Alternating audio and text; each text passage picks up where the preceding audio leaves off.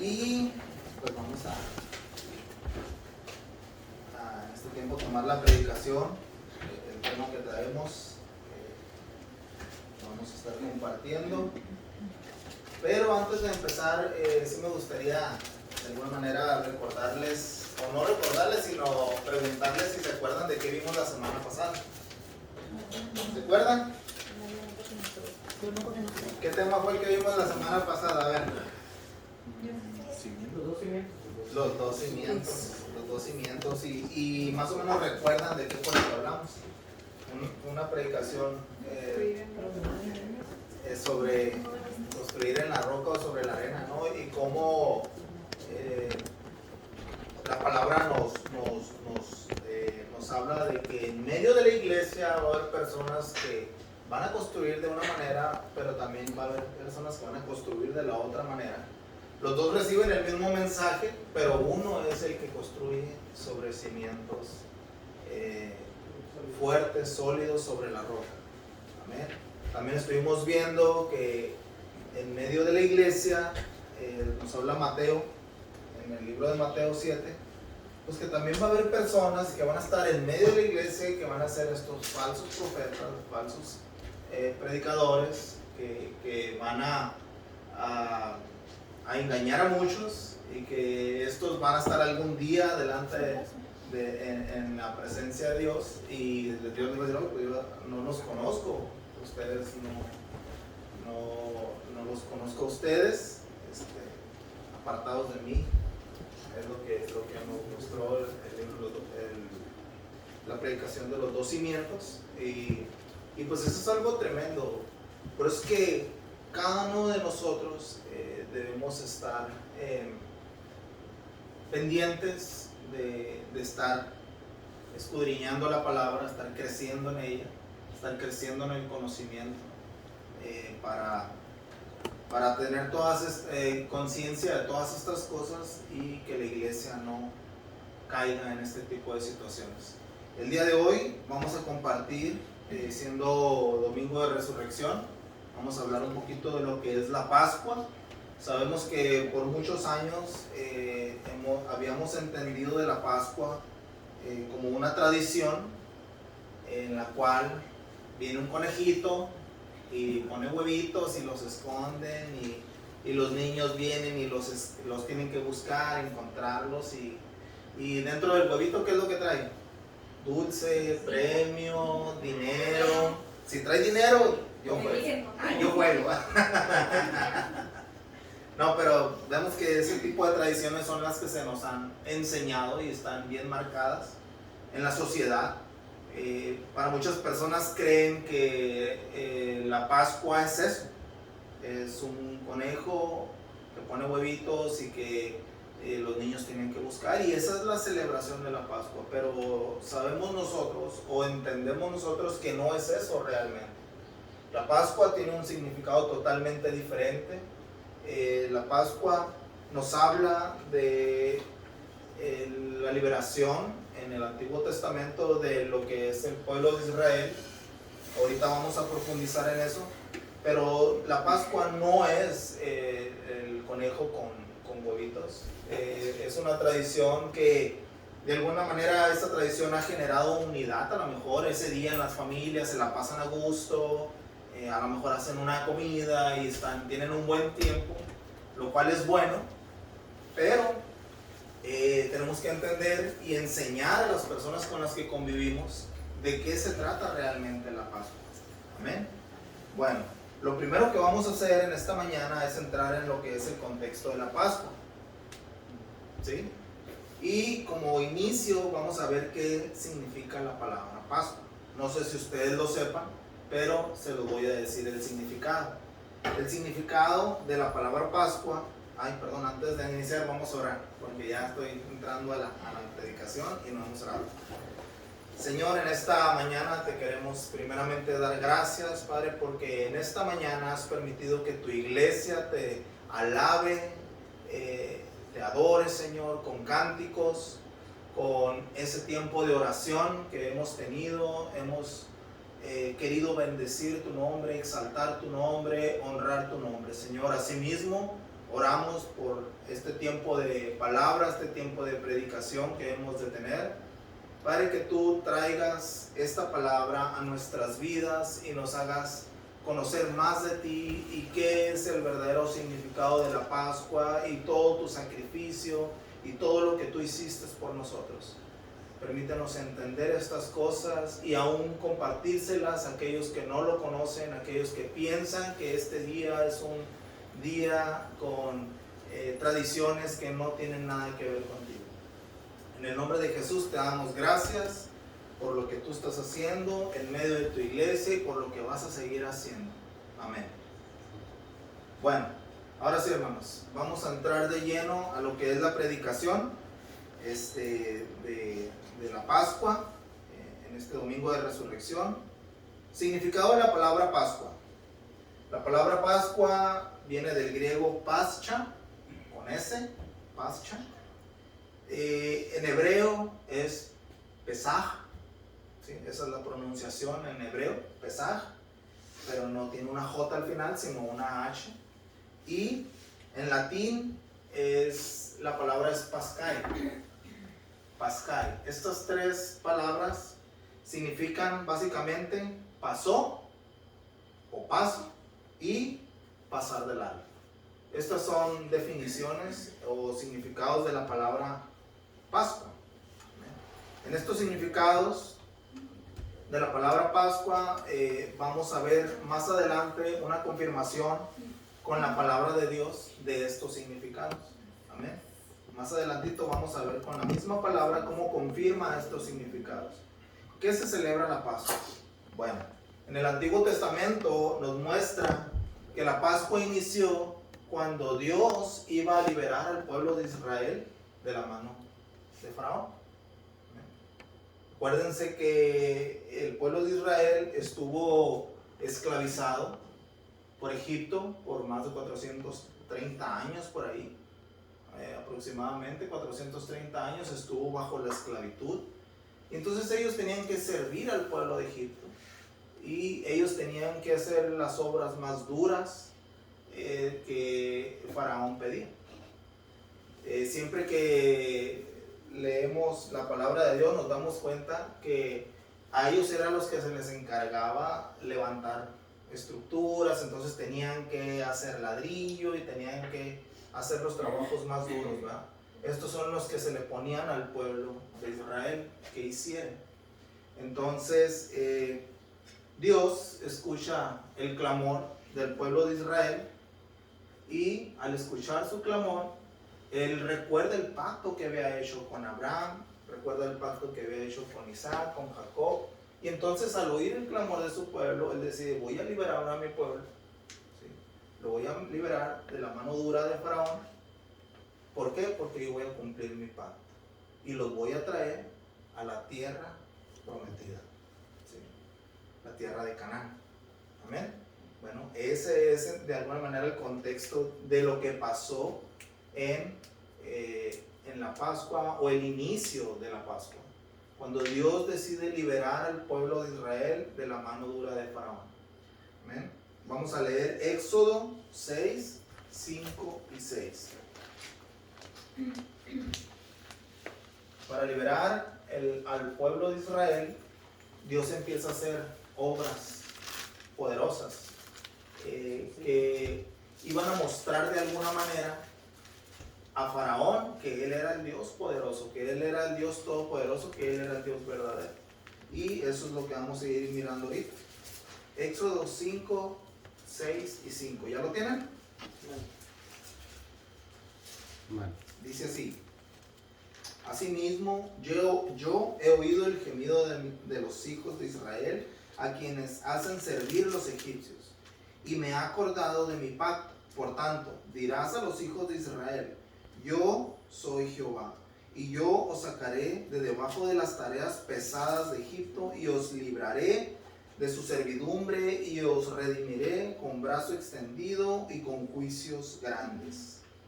Bueno, dentro de las maravillas que hace, dentro de las obras majestuosas que Dios hace, para que Faraón se diera cuenta que él era el Dios todopoderoso, que él era Jehová, están lo que son las 10 plagas sobre Egipto. Yo creo que todos las hemos visto, todos las hemos escuchado, pero estas plagas ustedes las pueden encontrar, y sí me gustaría que fueran a ellas en el libro de Éxodo, en el libro de Éxodo capítulo 7. En el capítulo 7, creo que es el versículo 15, por ahí es donde inicia lo que son las plagas. 7:14. Sí, más o menos. Entonces, ahí inicia lo que son las plagas. Estas son las cosas que Dios hizo para que Faraón mirara que él era el Dios poderoso. En la plaga número 1 que Dios hizo caer sobre Egipto es donde convierte el agua en sangre. Y si tú te pones a leer todos esos versos, esos versículos del capítulo 7, te vas a dar cuenta que la finalidad de que Dios convirtiera el agua en sangre es pues que los peces murieran.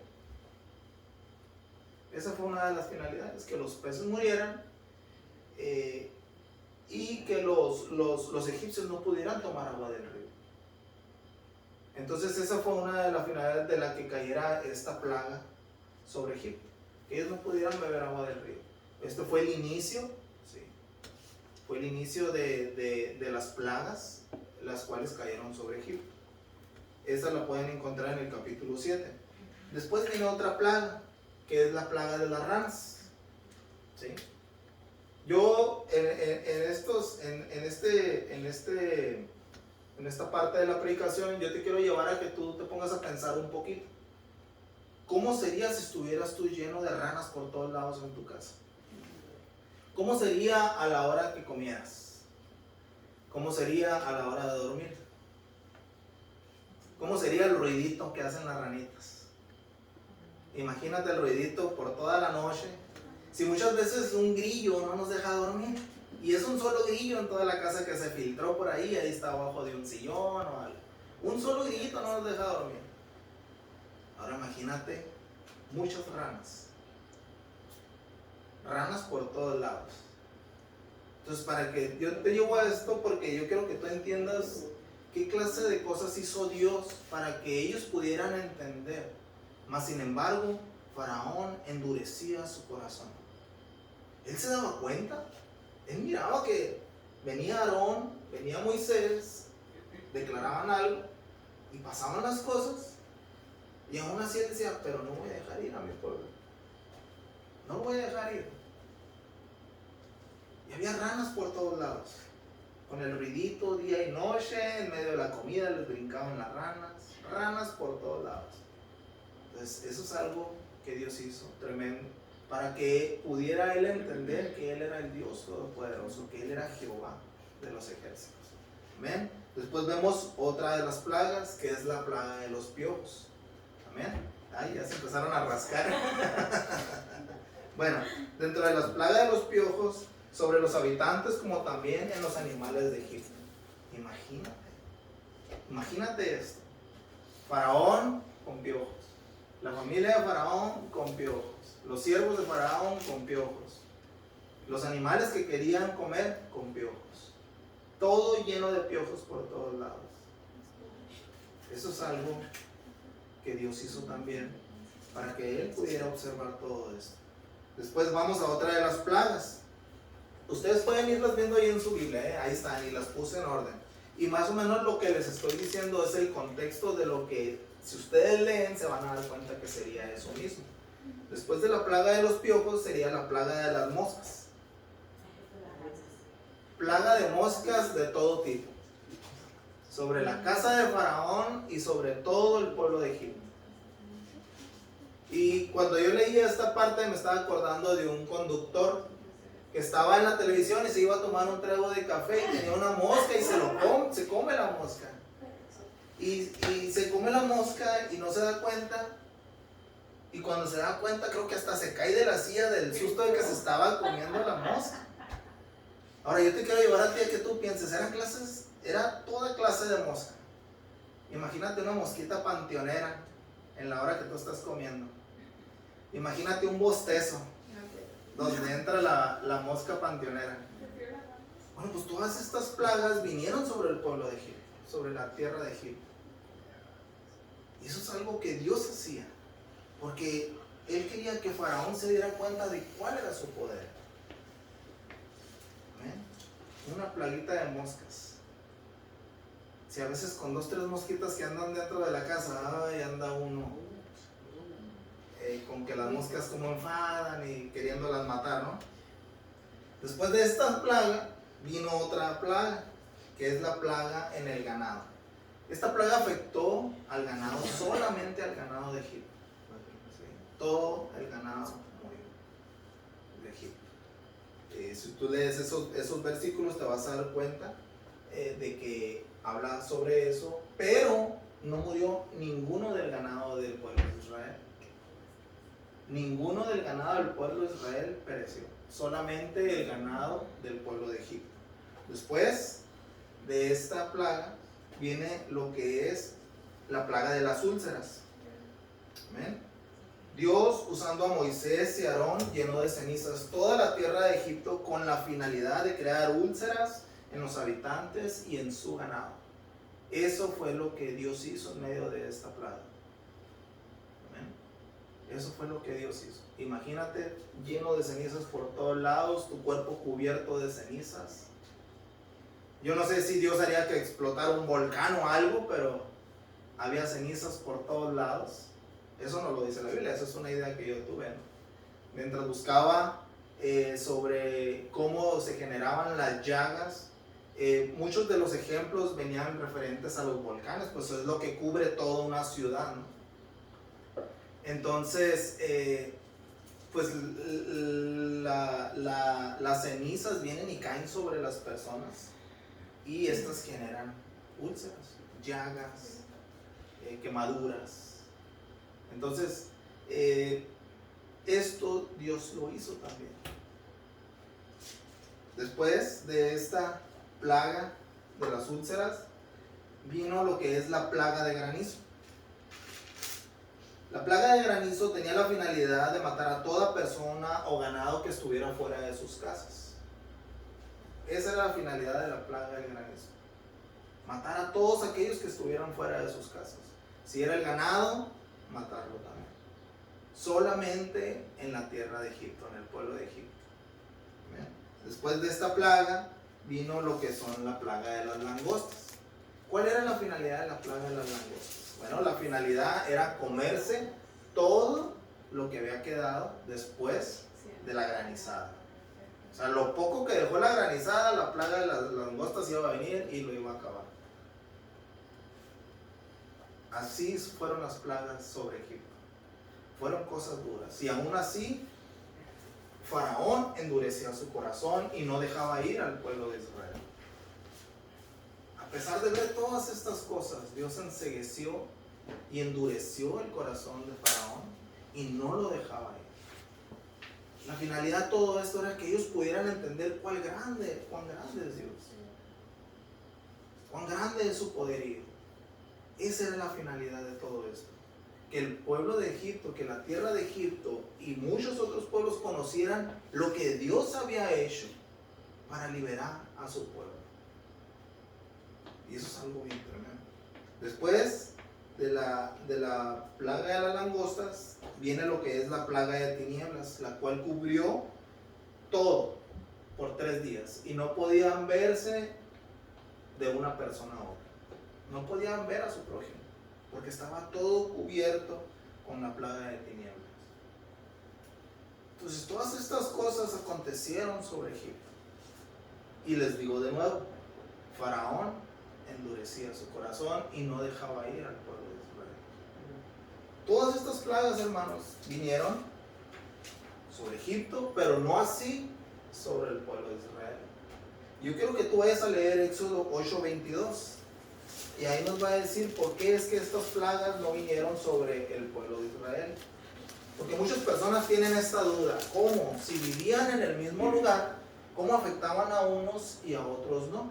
Pero dice Éxodo 8:22. Y en aquel día yo apartaré la tierra de Gosén en la cual habita mi pueblo, para que ninguna clase de moscas haya en ella, a fin de que sepas que yo soy Jehová en medio de la tierra. Entonces ellos estaban aparte, en la tierra de Gosén. Por eso es que sobre ellos no vino ninguna de estas plagas. Yo quiero pensar que la tierra de Gosén estaba a las afueras de la tierra de Egipto. Y por eso es que no vinieron estas plagas sobre el pueblo de Israel.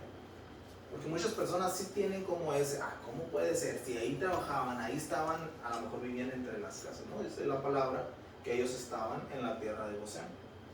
Yo me imagino que es afuera, a las afueras de la ciudad. Podríamos decir ahorita que a lo mejor estaban en el valle,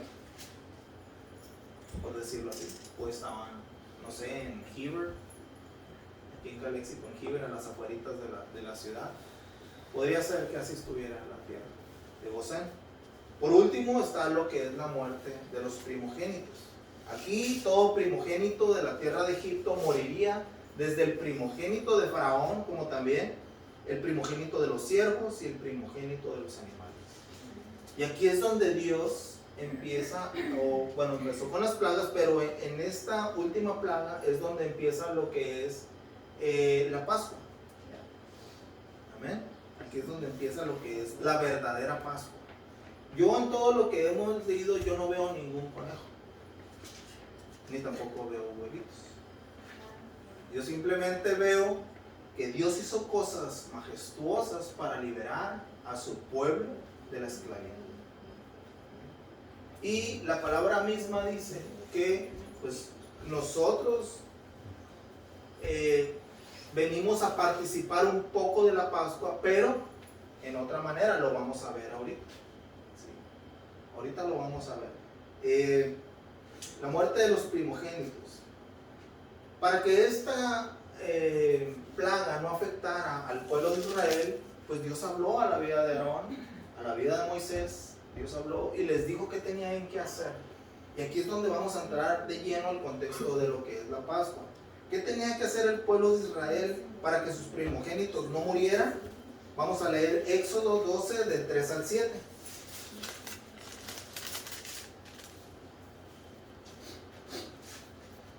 ¿Ya lo tenemos todos? Amén. Ya estábamos en Éxodo, ¿verdad? Éxodo 12 del 3 al 7 dice así: habló Jehová a Moisés y a Aarón en la tierra de Egipto diciendo: este mes os será principio de los meses para vosotros, será este el primero en los meses del año. Hablad a toda la congregación de Israel diciendo: en el 10 de este mes tómese cada uno un cordero según las familias de los padres, un cordero por familia. Mas si la familia fuere tan pequeña que no baste para comer el cordero, entonces él y su vecino inmediato a su casa tomarán uno según el número de las personas, conforme al comer de cada hombre. Haréis la cuenta sobre el cordero. El animal será sin defecto, macho de un año. Lo tomaréis de las ovejas o de las cabras y lo guardaréis hasta el día 14 de este mes. Y lo inmolará toda la congregación del pueblo de Israel entre las 2 tardes. Y tomará de la sangre y la pondrá en los postes y en el dintel de las casas en que lo han de comer. Amén. Cuando habla de inmolar, habla de un sacrificio. No sé si tú sabías esto, la palabra inmolar habla de un sacrificio, o el significado vendría siendo sacrificio. Entonces cuando habla de que lo guarden hasta el día 14 de este mes y lo sacrifiquen, dice la palabra de Dios, lo sacrifique toda la congregación. Bueno, estos versículos nos muestran qué era lo que tenía que hacer el pueblo de Israel para que sus primogénitos no murieran. ¿Qué era lo que tenía que hacer el pueblo de Israel? Bueno, tenían que agarrar un cordero de un año, ¿sí?, sin defecto, macho de un año, dice. Lo podían tomar tanto de una oveja o de una cabra, y lo tenían que guardar hasta el día 14 para sacrificarlo. Esto era lo que tenían que hacer. Estamos hablando de lo que fue la Pascua para la liberación del pueblo de Israel. ¿Amén? Si el pueblo de Israel cumplía con este mandato que Dios había dado a Moisés y Aarón, Dios pasaría de largo lo que dijimos que significaba la Pascua. Dios iba a pasar de largo y no los heriría, y así mostraría su misericordia con el propósito de cumplir el pacto que había hecho a Abraham, a Isaac y a Jacob, de darles la tierra de Canaán. Pero ellos tenían que cumplir con esto. Ellos tenían que cumplir con agarrar el mejor cordero, ¿sí?, la mejor oveja, ¿verdad?, el más perfecto, el que no tuviera defecto, y guardarlo por 14 días. Y después de 14 días tenían que sacrificarlo. Y después de sacrificarlo, ellos tenían que pintar las puertas de su casa. Dice que tendrían que pintar, como dice ahí, y lo pondrán en los dos postes, me imagino que los que están al lado, y en el dintel de las casas en que lo han de comer, y en la parte de arriba. Sí, es lo que más o menos la palabra de Dios nos dice. Entonces ellos tenían que agarrar ese cordero, después de 14 días sacrificarlo y venir y poner la sangre del cordero, la sangre de la oveja, y pintar su casa. ¿Por qué tenían que hacer esto? Bueno, porque si ellos hacían esto, entonces el ángel de la muerte pasaría de largo y no heriría de muerte a los primogénitos del pueblo de Israel. Pero ellos tenían que hacer esto. Si ellos no hacían esto, el ángel de la muerte iba a pasar y también iba a herir de muerte a los primogénitos de Israel. Entonces, ¿qué dice Éxodo 12, del 12 al 14? Vamos a leer bastante, hermanos, para que ustedes puedan entender mejor lo que es realmente la Pascua. Éxodo 12, del 12 al 14, dice así. Viene a confirmar lo que significa la Pascua. Dice: pues yo pasaré aquella noche por la tierra de Egipto y heriré a todo primogénito en la tierra de Egipto, así de los hombres como de las bestias, y ejecutaré mis juicios en todos los dioses de Egipto. Yo, Jehová, y la sangre os será por señal en las casas donde vosotros estéis, lo que estábamos diciendo ahorita, donde vosotros estéis, y veré la sangre y pasaré de vosotros. Ahí se cumplía lo que es la palabra Pascua. Pasaré de vosotros, y no habrá en vosotros plaga de mortandad cuando hiera la tierra de Egipto. Y este día os será en memoria, y lo celebraréis como fiesta solemne para Jehová durante vuestras generaciones, por estatuto perpetuo lo celebraréis. Los judíos siguen celebrando esto. El pueblo de Israel lo sigue celebrando porque es una ordenanza que Dios les dio a ellos. Nosotros los cristianos no celebramos esto. Nosotros los cristianos no celebramos de esta manera, vaya, cubriendo de sangre y sacrificando a un cordero. No lo hacemos de esta manera. Esto es un mandato que Dios dio al pueblo de Israel. Y ellos lo siguen haciendo de la misma manera. Hermanos, este es el contexto de la Pascua. Dios Todopoderoso salvando al pueblo de Israel de la mano poderosa, de la mano fuerte, de la mano dura de Faraón. Ese es el contexto bíblico que nos podemos ver en el libro de Éxodo. Asimismo, para nosotros, sus hijos, Dios en su infinita misericordia, Dios nos dio una salida. Esta salida es poner a un sustituto. Nosotros no utilizamos un cordero, ¿sí?, porque Cristo vino y murió y tomó la posición de un cordero. Nosotros no hacemos sacrificios, porque Cristo vino e hizo el sacrificio para que nosotros pudiéramos ser salvos, para que nosotros pudiéramos tener la vida eterna. ¿Ven? Cristo fue el sacrificio. En el Antiguo Testamento, el pueblo de Israel tenía que sacrificar, porque la sangre cubría, bueno, la sangre en lo que es la Pascua ayudaba para que Dios mirara que ya había sido ahí alguien, que alguien ahí ya había pagado el precio que iban a pagar los primogénitos. Esa es la finalidad de que se pintara con sangre las puertas, porque él iba a ver la sangre, iba a ver, ahí ya hubo un sacrificio, ahí no voy a llegar. pero se iba de largo, pasaba de largo y iba a la casa de los egipcios, donde no había esto, porque no era la instrucción para ellos, y los hijos de ellos sí perecían, sí morían. Los hijos de los egipcios sí morían. Ellos no habían recibido esta instrucción. Esta instrucción solo era para el pueblo de Israel. Entonces, al ángel de la muerte ver la sangre, iba de largo, pasaba de largo. Todos nosotros estábamos muertos. Dice Romanos 3:23 que todos estábamos muertos, ¿sí? Que todos habíamos pecado. Eso dice Romanos 3:23. Por cuanto todos pecaron, todos están destituidos de la gloria de Dios. Y a lo mejor tú puedes decir, pero yo no pequé, yo no he pecado, yo nunca he matado, porque siempre ponemos estándares, ¿verdad? Estándares humanos que decimos, yo no he matado, yo no he hecho cosas tan graves como para decir que todos éramos pecadores. Yo era buena persona, yo me portaba bien. Antes de conocer de Dios, yo me portaba bien. Pero esto no es algo que tú puedas decir, yo, independientemente del resto de la humanidad, yo sí era una buena persona. Porque todos lo decíamos en nuestro propio estándar. Pero en el estándar de Dios, todos éramos pecadores. Si tú te vas al libro de Génesis, que es desde el inicio, ¿sí? En el libro de Génesis 2:16 y 17 dice así: y mandó Jehová Dios al hombre diciendo, de todo árbol del huerto podrás comer, mas del árbol de la ciencia del bien y del mal no podrás comer, o no comerás, porque el día que comieres ciertamente morirás.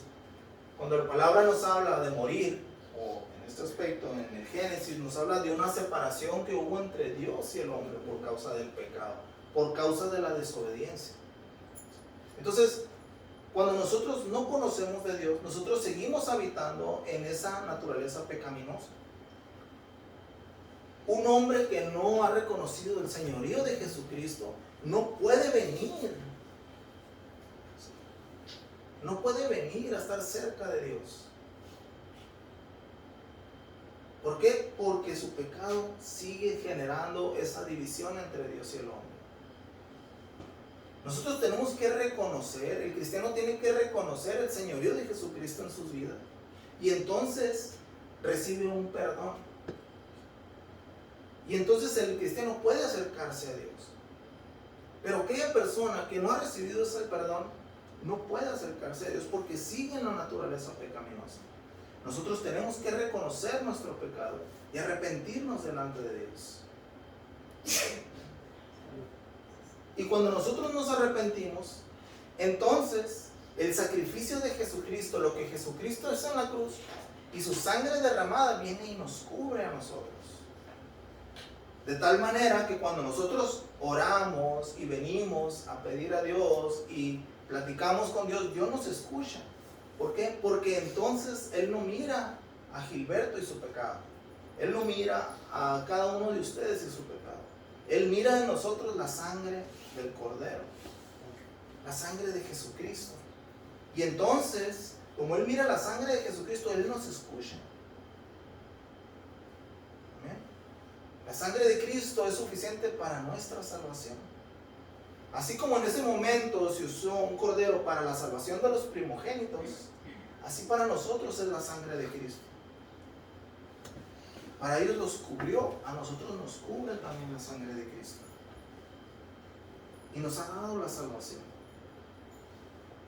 Entonces, en el inicio, en el Génesis, nos muestra que fuimos separados de Dios por la desobediencia. Morimos y fuimos separados de Dios. No se refiere a una muerte física. Seguimos físicamente vivos desde el Génesis. Se refiere a una muerte o una separación espiritual con Dios, de esa relación que había con Dios por causa de la desobediencia. La palabra nos muestra que todos éramos pecadores y que nadie podía hacer nada por sí mismo para dejar de serlo. Nadie podía hacer nada. Primera de Corintios 15:21. Primera de Corintios 15:21.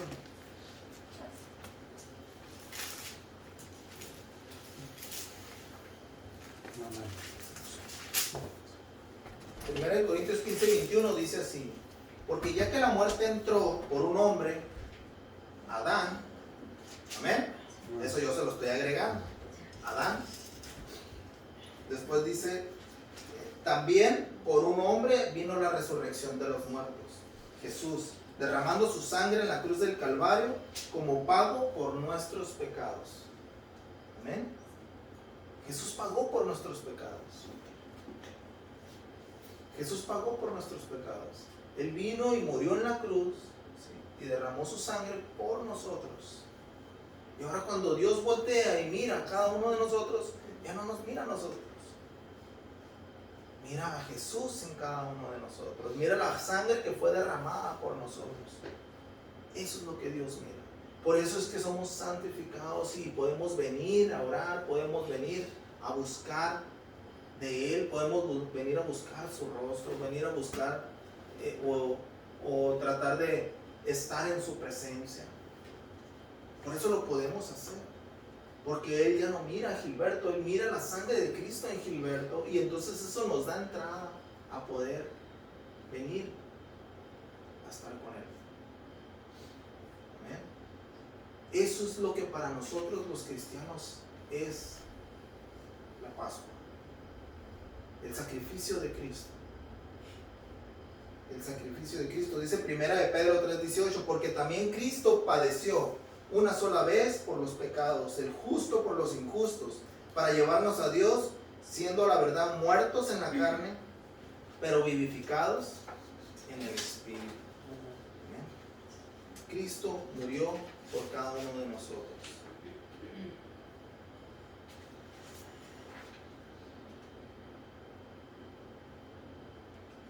Cristo murió por cada uno de nosotros. Una vez que Dios mira la sangre del Cordero perfecto, el sustituto, el pecador queda libre. Yo no sé si tú te has puesto a pensar estas cosas.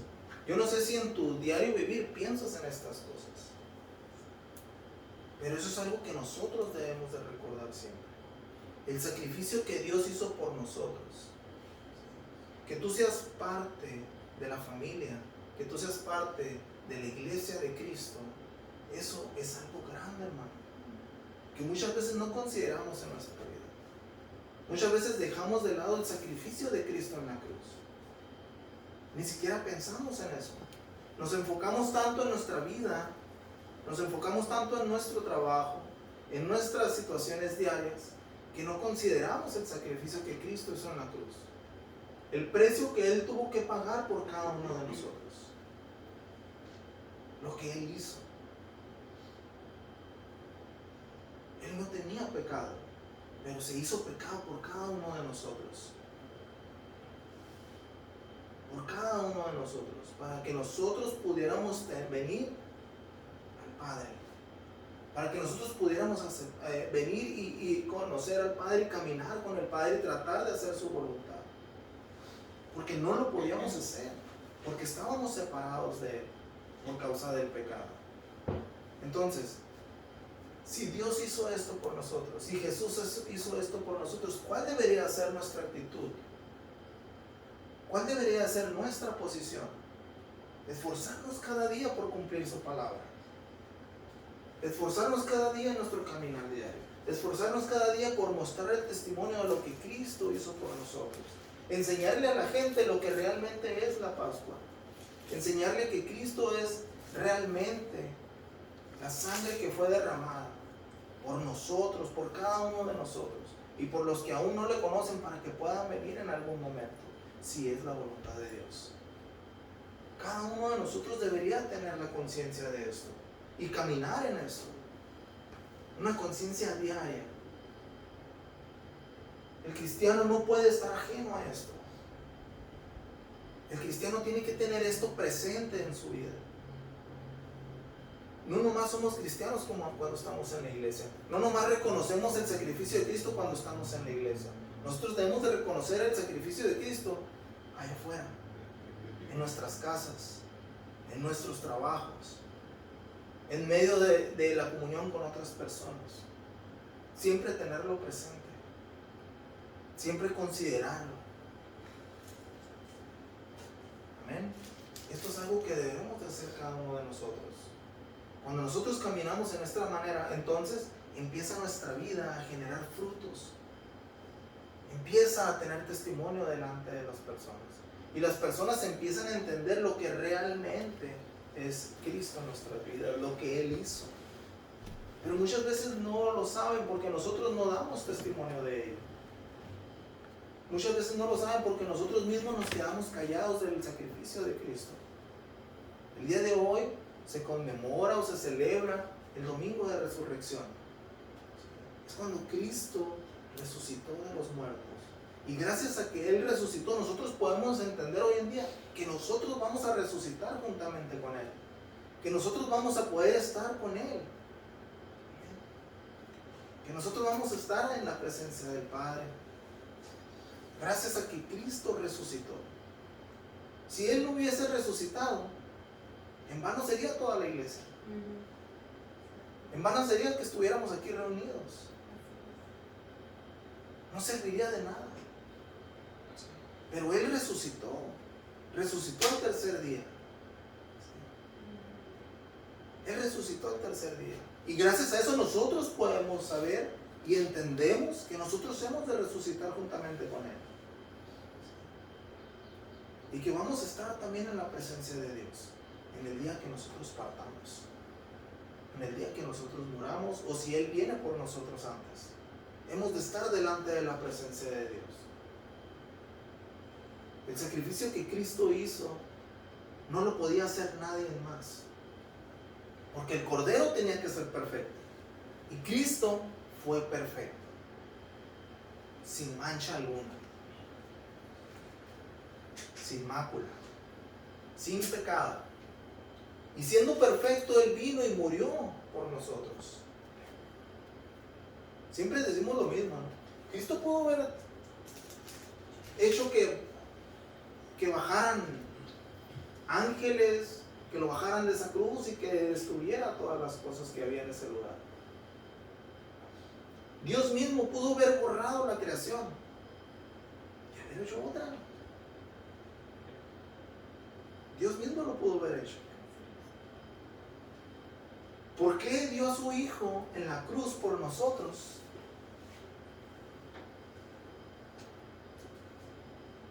Siendo nosotros pecadores. ¿Por qué lo dio? Esa es la pregunta. Por su infinito amor podemos decir, por su infinita misericordia podemos decir. Pero yo creo que ni todo eso explica que haya dado a su Hijo unigénito por nosotros. Es algo que no tiene explicación. Que Cristo haya muerto por nosotros, siendo Él perfecto, siendo Él sin mancha, es algo que no tiene explicación. Pero lo hizo. Y lo hizo por ti. Y lo hizo por mí. Y lo hizo por cada uno de nosotros. Y no solo eso, sino que nos dejó la iglesia. Para que como iglesia crezcamos en todas estas cosas. Para que como iglesia vayamos y compartamos lo que Él hizo. Compartamos las buenas nuevas. Mira, hay iglesias que solamente recuerdan o solamente efectúan el acto de Santa Cena o la Cena del Señor en este día. Después pasa todo el año y no lo hacen. No recuerdan lo que Jesús mismo nos dejó establecido. Que es, yo soy. Mi sangre es el vino, mi cuerpo es el pan que ha sido quebrado por cada uno de ustedes.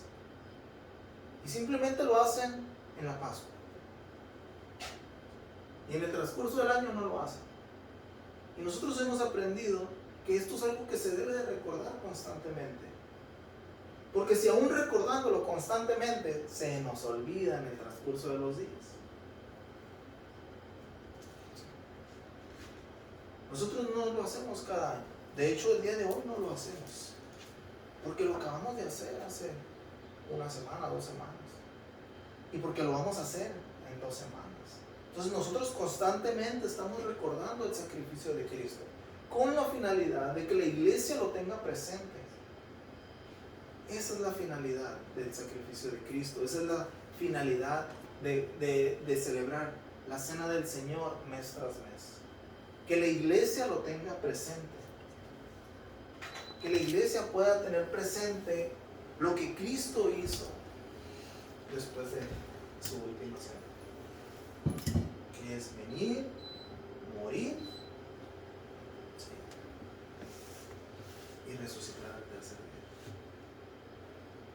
día. Esa es la finalidad de que nosotros celebramos la cena del Señor cada mes. El hecho de que la iglesia tenga conciencia de esto. Y yo el día de hoy te quiero animar a que tú tengas conciencia de lo que realmente significa la Pascua. Que tú puedas entender el sacrificio que Él hizo. Que cada uno de los que estemos aquí lo podamos entender. Los jóvenes y los adultos.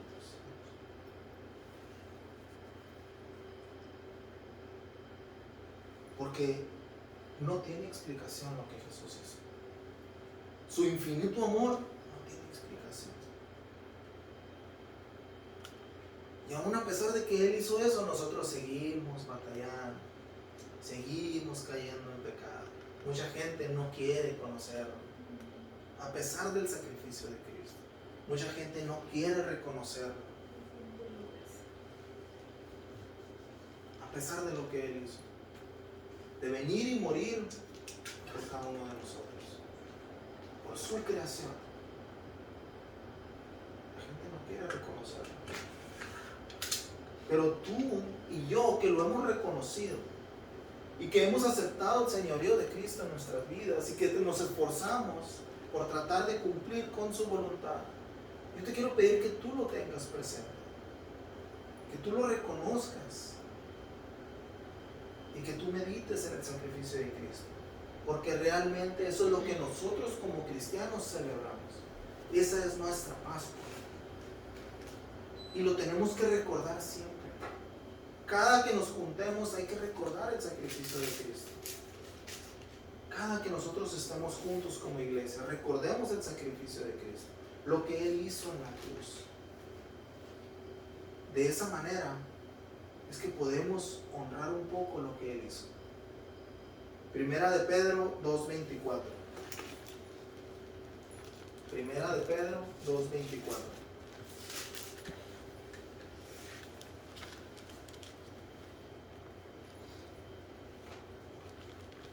Dice así: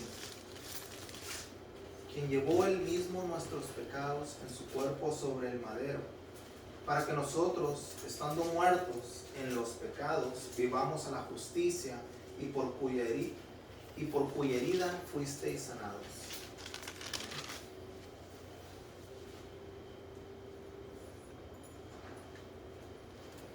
Nosotros estábamos muertos en nuestros pecados y Él nos dio vida. Él nos dio vida. Él nos dio la salvación, que es lo más importante que tenemos, la salvación, la vida que Él nos dio. El día que tú partas, tú vas a poder ir a la presencia de Dios por el sacrificio de Cristo. Nada más por eso, no por tus obras, no porque seas buena persona, no porque te portaste bien, no porque ayudaste al prójimo, no porque diste tu dinero a los pobres, no porque diste tu dinero a la iglesia, no porque tienes estatuas colgadas de santos en tu pared. Nada de esas cosas salva. Lo único que salva es la sangre de Cristo derramada en la cruz del Calvario. Eso es lo único que salva. La sangre derramada de Cristo. Cuando nosotros lo reconocemos, viene la sangre sobre nosotros. Pero tenemos que reconocer nuestro pecado. Y eso es lo que el mundo no quiere escuchar, que son pecadores. Eso es lo que las personas afuera no quieren escuchar. Que están muertos en sus delitos y en sus pecados. Y no todos lo van a escuchar. Pero nosotros que lo hemos escuchado, honremos a Dios. Honremos su sacrificio y honremos lo que Él hizo por nosotros. Amén. En el Antiguo Testamento, una vez por año se hacía un sacrificio. Ese sacrificio venía y cubría los pecados del pueblo de Israel. ¿Sí? Para nosotros, el sacrificio fue Cristo. Y no viene y cubre nuestros pecados. Viene y borra los pecados de cada uno de nosotros. La sangre de Cristo es suficiente para borrar todos nuestros pecados y hacernos aceptos al Padre.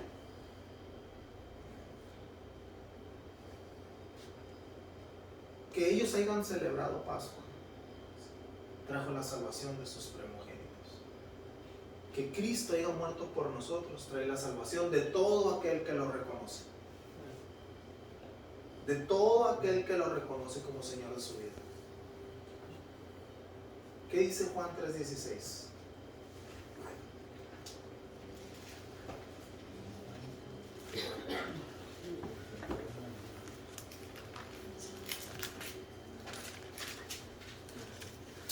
Yo creo que es un versículo que todos nos damos, ¿verdad?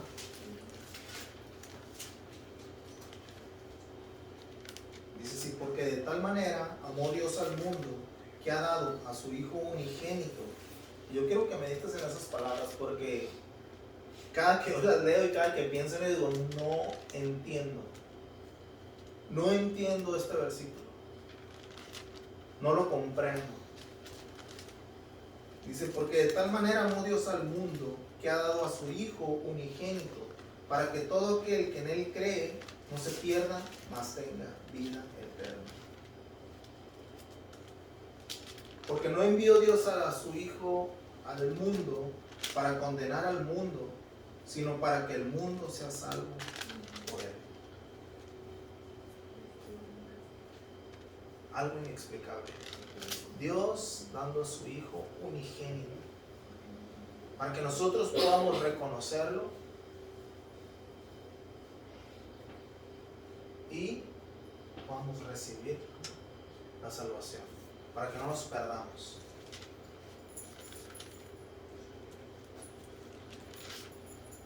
Porque lo que cristianos celebramos en estos días es que Cristo murió por nosotros y que su sangre no solo cubre el pecado, sino que la sangre de Cristo fue suficiente para quitar el pecado y santificarnos delante de Dios. Esto, hermanos, que les acabo de compartir, esto es la Pascua. No tiene nada que ver con religiosidad, no tiene que ver con reglamentos, como sabemos iglesias lo hacen. La iglesia católica te dice que no comas carne, ¿sí? Pero si tú te fijas aún en la misma escritura de la Pascua, ¿qué tenían que hacer con la carne del cordero? Tenían que hacer una carnita asada de cordero y comérsela. Eso era lo que tenían que hacer. La palabra de Dios lo dice. No tenían que hervir la sangre, no tenían que cocer la sangre. Dios les dijo, tienen que ponerla al asador. Pero la iglesia católica pues dice que no coma uno carne. Bueno, a sus feligreses. Entonces pues no entiendo por qué enseñaron eso. No tiene nada que ver con Pascua, con un conejo. No tiene nada que ver con huevitos. Como les digo, entendemos que la comunión en medio, que se genera en medio de esa actividad, pues es bonita para las familias. Y lo puedes hacer. No estamos en contra de que no lo hagas como iglesia. No puedes participar de ello. Pero no enseñes a tus hijos que la Pascua se trata de un conejo y huevitos. Enséñale lo que realmente significa la Pascua. Habla con tu hijo pequeño y dile, mira, la Pascua es esto, el sacrificio de Cristo en la cruz. Eso es la Pascua para nosotros. Su sangre derramada por cada uno de nosotros, y gracias a lo que Él hizo, nosotros podemos venir delante de Dios. ¿Bien? A orar por nuestras necesidades, a orar por nuestra familia, a orar por nuestros trabajos, a orar por todo lo que tenemos en necesidad, y siempre con acción de gracias a Dios. Enséñale lo correcto. Nada más es todo. Amén. La Pascua, hermanos, es el sacrificio que Cristo hizo por nosotros. Amén. Vamos a orar para terminar con este tema. Les quiero pedir que se pongan de pie y vamos a orar. Cierren sus ojos ahí en el lugar donde estén y mediten un poquito en el sacrificio de Cristo, en el sacrificio hecho por cada uno de nosotros. Y así como meditan, les quiero pedir que si no han hablado con sus hijos pequeños en algún momento del día, hablen con ellos y les hagan saber realmente cuál es el significado de la Pascua. Amén.